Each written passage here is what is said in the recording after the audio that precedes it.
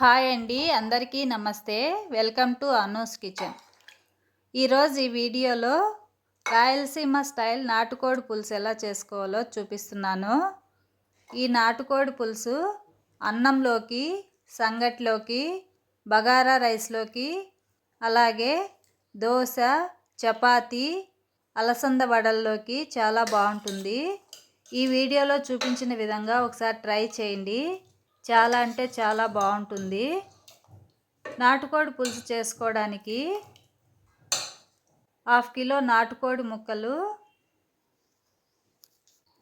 1/2 spoon గసాలు, 3 యాలకలు, 5-6 లవంగాలు, 1/2 spoon మిరియాలు, కొద్దిగా చెక్క, 3 స్పూన్స్ ఎండు కొబ్బరి ముక్కలు, తెల్లగడ్డ 1, కొద్దిగా అల్లము, 2 ఆనియన్స్, 2 స్పూన్స్ ధనియాల పొడి, 1½ స్పూన్ కారం, 1 స్పూన్ పసుపు, రుచికి సరిపడా ఉప్పు, సన్నగా కట్ చేసుకున్న కొత్తిమీర 1 కప్పు, 3 పచ్చిమిరపకాయలు తీసుకొని ఇప్పుడు చికెన్లో 1 స్పూన్ ఉప్పు, 1 స్పూన్ పసుపు వేసుకొని ఉప్పు పసుపు ముక్కలకు బాగా పట్టేటట్టు కలుపుకోవాలి. ఇలా బాగా కలుపుకున్న తర్వాత 10 నిమిషాలు పక్కన పెట్టుకొని 10 నిమిషాల తర్వాత వాటర్ వేసుకొని 2 సార్లు బాగా కడుక్కోవాలి. ఉప్పు పసుపు వేసుకొని ఇలా 2 సార్లు బాగా కడుక్కున్నామంటే చికెన్లో ఉండే నీసు వాసన అంతా పోతుంది. చికెన్ 2-3 సార్లు బాగా కడుక్కొని పక్కన పెట్టుకొని ఇప్పుడు ఆనియన్స్, పచ్చిమిరపకాయలు ఇలా సన్నగా కట్ చేసుకోవాలి. అలాగే మిక్సీ జార్లోకి ఎండు కొబ్బరి ముక్కలు, చెక్క, లవంగాలు, మిరియాలు, యాలకలు, గసాలు వేసుకొని ఇలా మెత్తగా గ్రైండ్ చేసుకోవాలి. ఇప్పుడు అల్లం ముక్కలు, వెల్లుల్లి రెబ్బలు రోట్లో వేసుకొని దంచుకోవాలి. ఇలా కచ్చాపచ్చిగా దంచుకొని వేసుకుంటే నాటుకోడి పులుసు టేస్ట్ బాగుంటుంది. ఇలా దంచుకొని పక్కన పెట్టుకొని కుక్కర్ పెట్టుకొని 4-5 స్పూన్స్ ఆయిల్ వేసుకోవాలి. నాన్ వెజ్కి కొద్దిగా ఆయిల్ ఎక్కువే పడుతుంది. ఆయిల్ వేడైన తర్వాత సన్నగా కట్ చేసుకున్న ఆనియన్స్, పచ్చిమిరపకాయలు వేసుకొని వేయించుకోవాలి. ఆనియన్ 2 నిమిషాలు బాగా వేగిన తర్వాత దంచి పెట్టుకున్న అల్లం వెల్లుల్లి పేస్ట్ వేసుకొని పచ్చివాసన పోయే వరకు వేయించుకోవాలి. ఆనియన్స్, అల్లం వెల్లుల్లి పేస్ట్ ఇలా బాగా వేగిన తర్వాత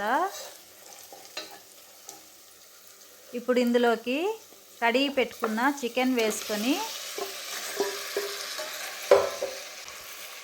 రుచికి సరిపడా ఉప్పు పసుపు వేసుకొని ఉప్పు పసుపు ముక్కకు బాగా పట్టేటట్టు కలుపుకోవాలి.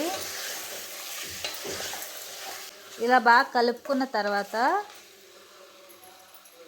మూత పెట్టుకొని లో ఫ్లేమ్లో 3-4 నిమిషాలు ఉడకనివ్వాలి. 3-4 నిమిషాల తర్వాత మూత ఓపెన్ చేసుకొని చికెన్లో వచ్చిన వాటర్ అంతా ఎగిరిపోయే వరకు కలుపుకుంటూ ఉండాలి. వాటర్ అంతా ఇలా బాగా ఎగిరిపోయిన తర్వాత ఇప్పుడు ఇందులోకి ధనియాల పొడి, కారం, గ్రైండ్ చేసి పెట్టుకున్న మసాలా వేసుకొని ఈ మసాలా అంతా కలిసేటట్టు 2 నిమిషాలు బాగా కలుపుకోవాలి. ఇలా బాగా కలుపుకున్న తర్వాత మూత పెట్టుకొని మధ్య మధ్యలో కలుపుకుంటూ 5 నిమిషాలు ఉడికించుకోవాలి. 5 నిమిషాల తర్వాత మూత ఓపెన్ చేసుకొని ఒకసారి బాగా కలుపుకోవాలి. ఇలా బాగా కలుపుకున్న తర్వాత మనకు ఎంత గ్రేవీ కావాలో చూసుకొని గ్రేవీకి సరిపడా వాటర్ వేసుకోవాలి. నేను 1/2 లీటర్ వాటర్ వేసుకుంటున్నాను. ఇప్పుడు ఇందులోనే సన్నగా కట్ చేసుకున్న కొత్తిమీర వేసుకొని కొత్తిమీర కలిసేటట్టు ఒకసారి బాగా కలుపుకొని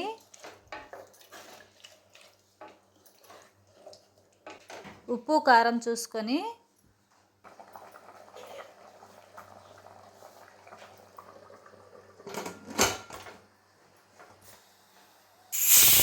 మీడియం ఫ్లేమ్లో 8-9 విజిల్స్ వచ్చిన తర్వాత స్టవ్ ఆఫ్ చేసుకొని పక్కన పెట్టుకొని చల్లారనివ్వాలి.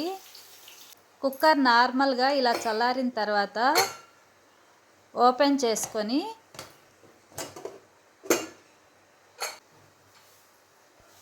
ఒకసారి బాగా కలుపుకోవాలి. ఇలా బాగా కలుపుకున్న తర్వాత ముక్క ఉడికిందో లేదో చూసుకోవాలి. ఒకవేళ ముక్క ఉడకలేదనుకుంటే మళ్ళీ కుక్కర్ మూత పెట్టుకొని 2-3 విజిల్స్ వచ్చే వరకు ఉడికించుకుంటే సరిపోతుంది. అంతే అండి, రాయలసీమ స్టైల్ నాటుకోడి పులుసు రెడీ అయిపోయింది.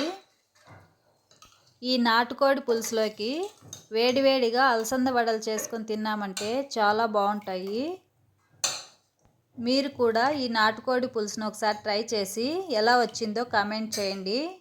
అలాగే వీడియో నచ్చినట్లయితే లైక్ చేయండి, షేర్ చేయండి, సబ్స్క్రైబ్ చేసుకోండి. Thank you for watching.